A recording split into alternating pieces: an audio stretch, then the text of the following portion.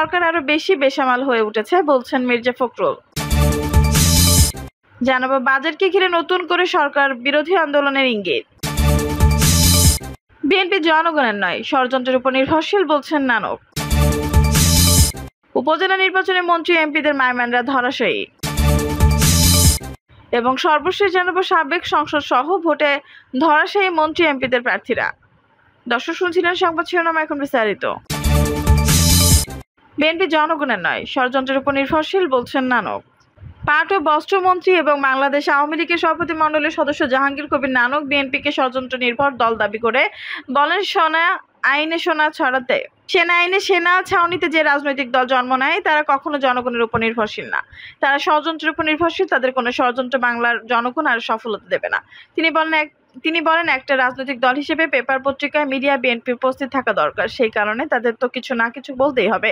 তাদের বলার ভান্ডার শূন্য হয়ে গেছে। তারা দিনক্ষণ তারিখ দিয়েছিল, তাদের কোনো এক বিশ্ব মডেলের প্রতিনিধিরা যা বলেছিল তাতে মনে হয়েছিল ৭ জানুয়ারি ক্ষমতায় বসিয়ে দেবে। আসলে ক্ষমতার মালিক যে জনগণ, তারা তা বুঝতে পারেনি। এর আগে ফিতা কেটে ও বেলুন উড়িয়ে বহুমুখী পাট পণ্য মেলা ২০২৪-এর আনুষ্ঠানিক উদ্বোধন করেন পাট ও বস্ত্রমন্ত্রী জাহাঙ্গীর কবির নানক। তিনি বলেন, এই মেলা শেষ হবে আগামী ২৫শে মে। এতে রংপুর সহ দেশের বিভিন্ন জেলা থেকে আসা পাটজাত দ্রব্য উৎপাদনকারী প্রতিষ্ঠান ও উদ্যোক্তা অংশ নিয়েছে।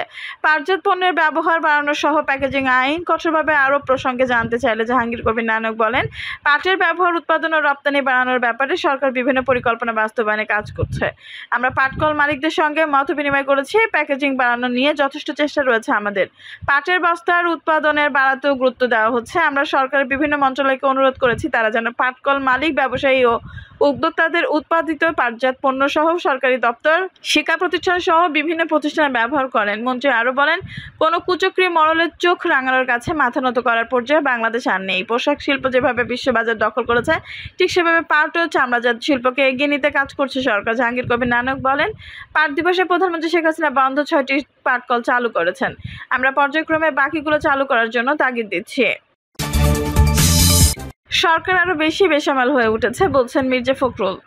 বিএনপি মহাসচিব মির্জা ফখরুল ইসলাম আলমগীর বলেছেন, জনভিত্তি নেই বলেই ৭ জানুয়ারি প্রহসনী নির্বাচনের মাধ্যমে ক্ষমতা দখল করে আওয়ামী লীগ শাসক গোষ্ঠী এখন আরো বেশি বেসামাল ও জুলুমবাজ হয়ে উঠেছে। কর্তৃত্ববাদী শাসনের দ্বারা রাষ্ট্র ক্ষমতা আঁকড়ে রাখতে বিএনপি, এর অঙ্গ সহযোগী সংগঠন সহ বিরোধী দলের নেতাকর্মীর উপর তীব্র মাত্রায় দমন-পীড়ন শুরু করেছে। তিনি বলেন, আদালতকে নিয়ে মিথ্যা মামলায় সাজা দেওয়া সহ জামিন নামঞ্জুর করে বিরোধী নেতাকর্মীকে কারাগারে পাঠানো এখন সরকারের প্রধান লক্ষ্য হয়ে দাঁড়িয়েছে। বাজেটকে ঘিরে নতুন করে সরকার বিরোধী আন্দোলনের ইঙ্গিত।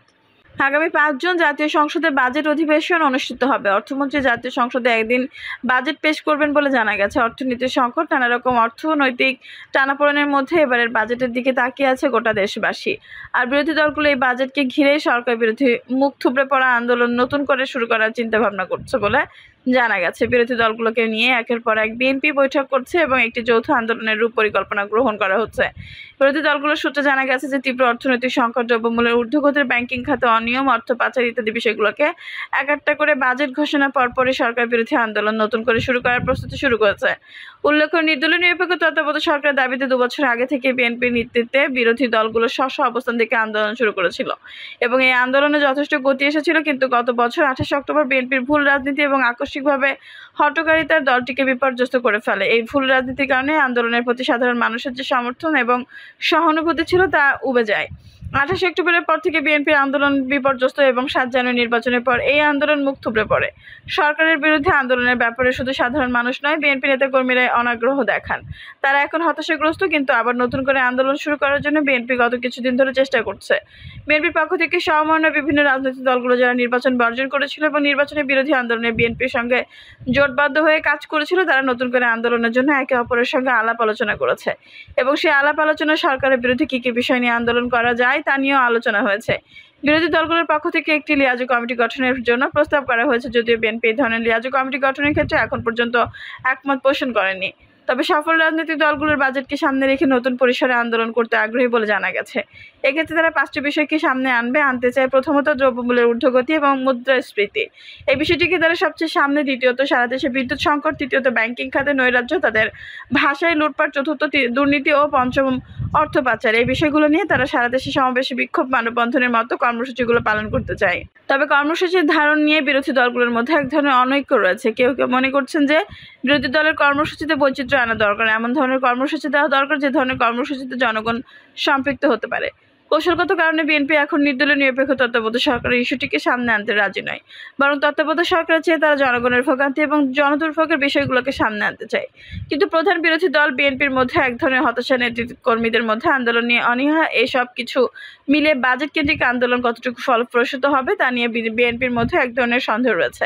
তবে বিএনপি নেতারা বলছেন এখনই চূড়ান্ত আন্দোলন নয়, তারা ধাপে ধাপে আন্দোলন শুরু করতে চায়। সেই নতুন আন্দোলন শুরুর ক্ষেত্রে প্রথম ধাপ হবে বাজেট পরবর্তী প্রতিক্রিয়া হিসেবে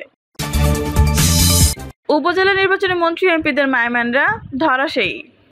উপজেলা নির্বাচনের দ্বিতীয় ধাপ সম্পন্ন হয়েছে। এই পর্যন্ত অনুষ্ঠিত উপজেলা নির্বাচনগুলোর ফলাফল বিশ্লেষণ করে দেখা যায় যে মন্ত্রী এমপিদের পছন্দের প্রার্থীরা অর্থাৎ তাদের মাইমানরা এবার নির্বাচনে বিপুলভাবে পরিচিত হচ্ছেন।